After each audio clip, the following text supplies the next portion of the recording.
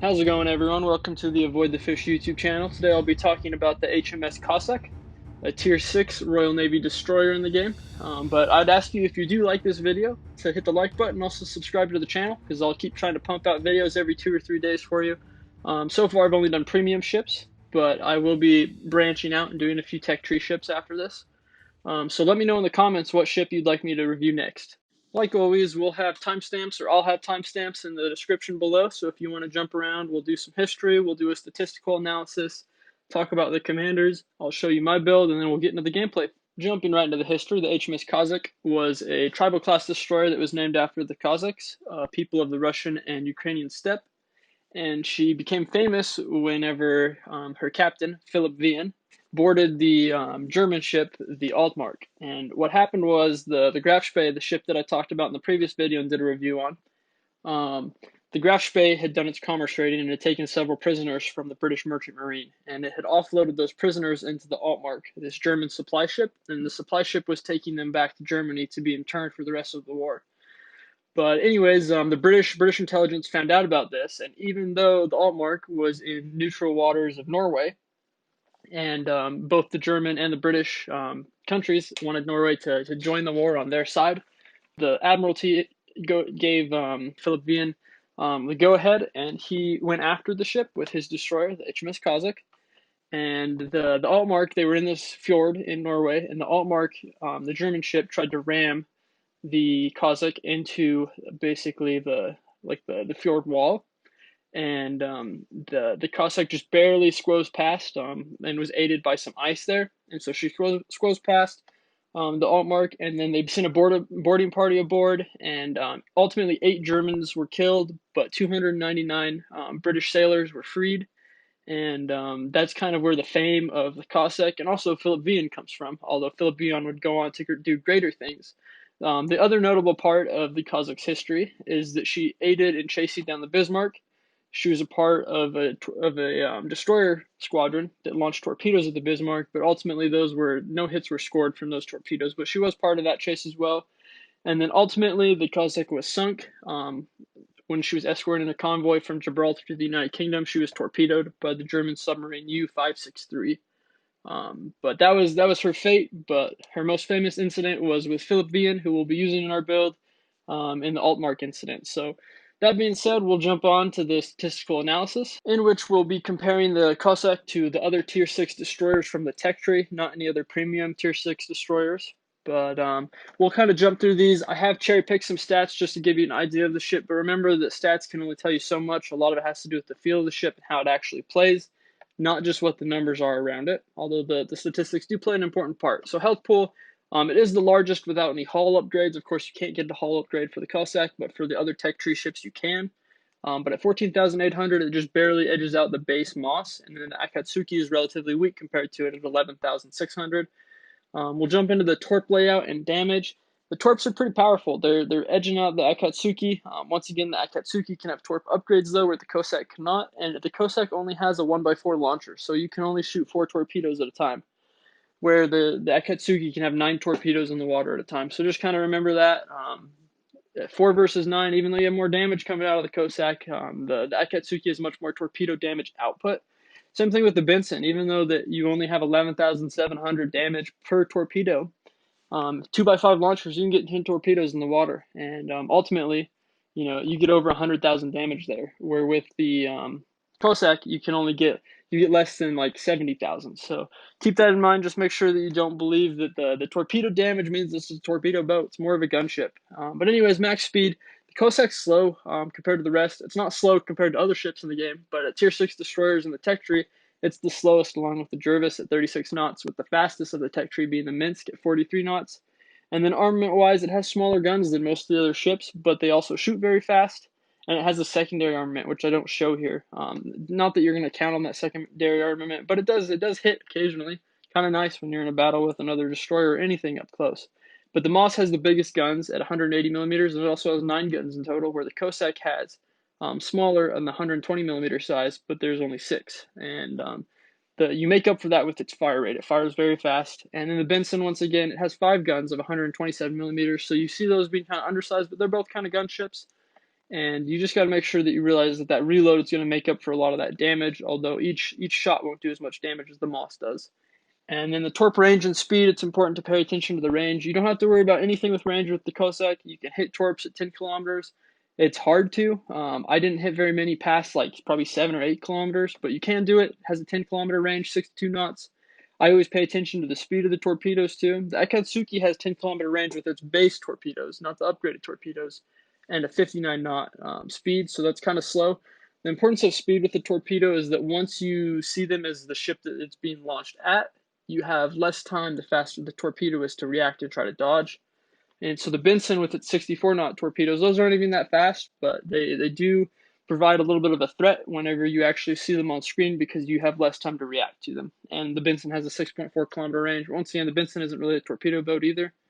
Concealment-wise, this is where the Cossack kind of shines. So the Akatsuki will outspot it, but I don't believe any other ship in its class will, except maybe 1 or 2 premium ships. But whenever you're looking at a pure gunboat, it has the best concealment of the gunboat destroyers in Tier 6. And then the Minsk has the worst at 7.5 kilometers. But when all is said and done, you have your concealment mods and everything equipped. It's second best to the Akatsuki to my knowledge, and you can get it down to, I believe, 5.4 kilometers, maybe even less if you have Eric Bay's, I think it's Bay, whatever his last name is, the German destroyer commander that has the concealment as his base trait. If you have him as an inspiration, he can help you get even lower than that. So if you do have that, this thing is awesome if you want to hide, get on some objectives and cap, and also outspot other destroyers and then outshoot them. That's kind of what this is good at.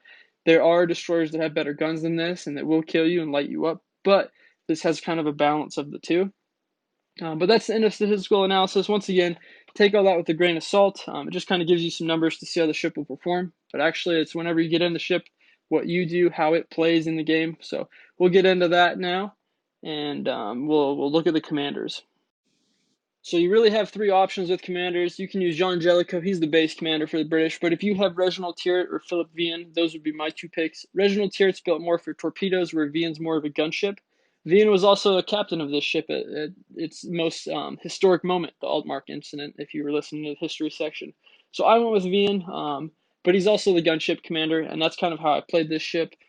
He fired my guns quite a bit, as you'll see in the gameplay as we get into it. But his base trait, casual avoidance, increases incoming fire dispersion.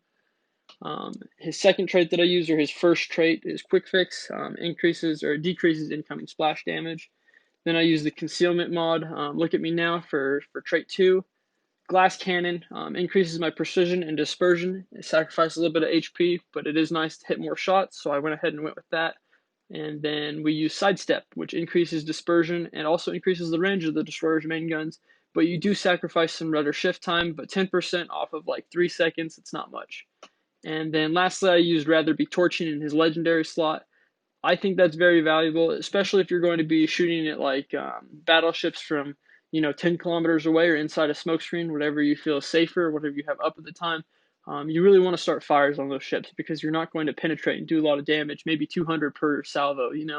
Moving on to the kit that it comes with, it has a smoke generator. Unlike the other British destroyers, this is a standard smoke generator. You don't have like 6 charges or 5 charges, or however many it is, and they do last a considerable longer time. But the consumable duration, as far as putting out the smoke, is 20 seconds. The dispersion time is 85 seconds. Reload time is 240 seconds, and you do have 2 of these. You also have an engine boost, which is unique. It's the only British destroyer with one. But maximum speed of plus 8%. It lasts for 2 minutes, and the reload time is 3 minutes. You do get 2 of those. And then lastly, with your sonar, it's pretty good sonar. It lasts for a while, but detection of torpedoes is 2.7 kilometers. Detection of ships is 3.2 kilometers. It lasts for 3 minutes, and the reload time is 3 minutes, and you do have 2 of those. So that's pretty nice to have with the build. And then lastly, we'll look at the mods that I use. For mod 1, I use Aiming Systems mod 1. For mod 2, I use Propulsion mod 2. Helps me get up and go. You guys know I love that mod. And then lastly, I use Concealment System mod 1. Those are pretty standard for destroyers, but those are the mods that I'm using with this ship, and we'll move on to the gameplay. So getting into the gameplay here, we are on the map Haven, playing Capture the Base. My favorite map, not my favorite game type, but it is a good game type. But opening up the other team here, we're going against a Leningrad, a Udachi, and a Z-23. On my team, I have a Udachi and a Z-23. So those two ships match up against each other on the enemy team, and then I'm going up against this Leningrad. Theoretically, as far as the destroyer matchup goes, the Leningrad has very solid guns. So I just got to make sure that if I do play against the Leningrad, that I'm not just going head-to-head in a fight where his team can shoot at me and my team can't shoot at him or anything like that. I got to make sure it's either fair or levied to my side. But ultimately, right here, a lot of destroyers will just head out way to the edges of the map, see where they can get a good position in this game type because they don't have to capture any points. But it's important to spot the enemy team first for your team. If you can spot them before they can spot you, you can get the first salvos out, and those can be pretty game-changing. So I cut into the middle here, hoping that I can spot someone pretty quickly. In this ship, you have good concealment. You don't want to play too aggressively. I actually pushed too far here at the beginning. But just make sure that if you're spotting at the beginning of the game, you're not just going straight forward. That's when all the cruisers and the whole enemy team can just focus on you as soon as you get spotted. That's how you get deleted pretty quickly out of a game. Admittedly, I'm not really a destroyer player. When I first started playing this game, I just solely played destroyers, and then I kind of moved on to battleships, and then I've kind of fallen in love with cruisers recently. But anyways, I go ahead and spot this Indianapolis, and I'm hoping that I can get around this island in front of me. I think that he's going to cut to the outside of the map. But ultimately, he keeps pushing forward here, and it kind of messes me up. You see that Leningrad there. Good matchup for me. Maybe not the best because I obviously want to play against like an Akatsuki or something that has good concealment, the same as mine, but obviously weaker guns. But the Indianapolis ends up spotting me, and it takes a couple shots of me. I decide to go ahead and shoot here. I might hold my fire if I get out of the detectability range, but he's just pushing the middle of the map, so I hope that my team can finish him off. But I hit a couple shots, and then I know that I'm on sonar detection from this Leningrad. So I go ahead and I pop my sonar as well just to see where he is, make sure that he's not playing aggressive against me. And he pops his smoke here. I'm not sure if it was because I turned on my sonar or if it was from him being spotted earlier, but he's kind of in a little bit of a trap here because that actually wasn't his sonar. That was the Indianapolis' sonar. So he doesn't know that I'm here, but I can see him inside of his smoke. He can't see me. So I take some shots at him. He takes about a third of his health away right there, and that's only 3 hits. I get all 3 of my guns on him, and he's taking chunks of damage right now. He's pretty scared. He can't see me. I am spotted. Now he's back in the smoke. I can't see him because I went past that 3.2 kilometer detection range of my sonar. He's hidden in his smoke, but I'm still spotted, and you'll see in a second. I don't want to ruin it, but there's a cruiser out to my left that I didn't know about before. He was not spotted before. But anyways, I kind of realized that I'm in a little bit of trouble here. That Leningrad's running away from me, but I'm spotted, and I have a couple ships that can shoot at me right now. 2 of them being cruisers, so I just want to duck back into this island here. I eventually will drop my spot. The plan is to chase this Leningrad down, make sure that I'm using the island as cover so I can't be shot at by the rest of his team, but I can shoot at him. But we have that Z-23 in mid that ultimately ends up spotting him, and then we have a Belfast that finishes him off. I take a little pop shot at that Synop before going around the corner and a light of fire, which is fantastic. Make those Russian battleships burn their damage controls. That's very, very good and healthy for my team. He did pop it already. You can see that my damage is not continuing to go up, but I popped my smoke here. There's not much that I'm doing over here anymore because they've already lost 2 destroyers. The other one's sighted on the other side of the map, so I'm not really watching out for those. The cruisers obviously won't push up unless they're just very, very ballsy because I have a couple battleships and then 2 cruisers out here behind me planning for me. And this Jean Bart's just pushing aggressively up the map, so I'm hoping to help out, set him on fire a couple times. I'll go ahead and fast forward through a lot of this gunplay here because it's just sitting in a smoke screen and using my guns. I do launch torpedoes hoping that he'll turn towards me to avoid those torpedoes launched by the Z-23, but he does not do that. But I'll go ahead and fast forward here for a little bit.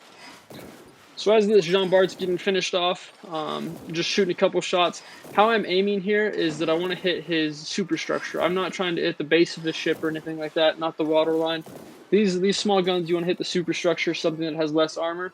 They're still going to cause fires pretty much anywhere you hit, as long as you get that lucky fire start percentage. But anyways, you'll want to shoot at these structures because that way your HEs can actually do a little bit of damage on top of just starting fires. You don't want them to shatter every single time. But at this point in the game, the 3 ships out there, they aren't spotted. We already have pretty much won this game. It's 4 on 7 right now, but I want to spot these ships so that my team can start shooting them again. So I move out. That Synop gets spotted, I believe, by the cruiser that's pushed out. But I'm basically just watching him right now. I believe he's already used all of his damage cons because he's just taking fire damage at this point. Um, but anyways, I'm pushed out here, and he has a little line. These sequential launch torpedoes are fantastic. I rarely use the widespread because you have the sequential launch or the widespread.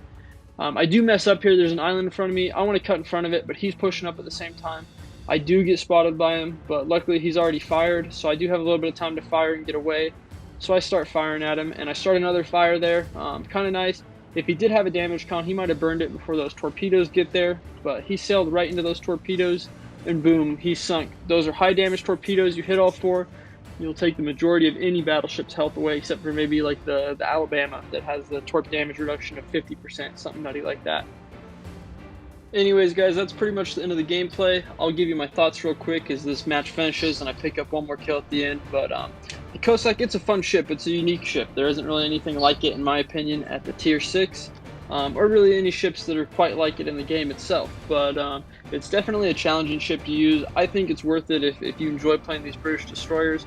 But it's definitely unique and it's difficult. So don't pick it up and get immediately frustrated just because you're not getting massive gameplays with it.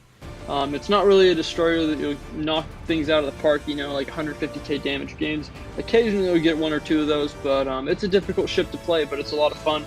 And it really, as far as practicing destroyers, I think it's a great one to work on because you still work with that concealment, but you don't rely only on your torpedoes, which is what a lot of destroyer captains do. But anyways, guys, hopefully you enjoyed. I really appreciate it whenever you hit the like button, and if you like the video and everything, subscribe to the channel. There'll be more of these videos. I really do enjoy doing these ship reviews, and comment down below what ship you'd like to see next. But have a good one for the rest of the day, and smooth sailing out there.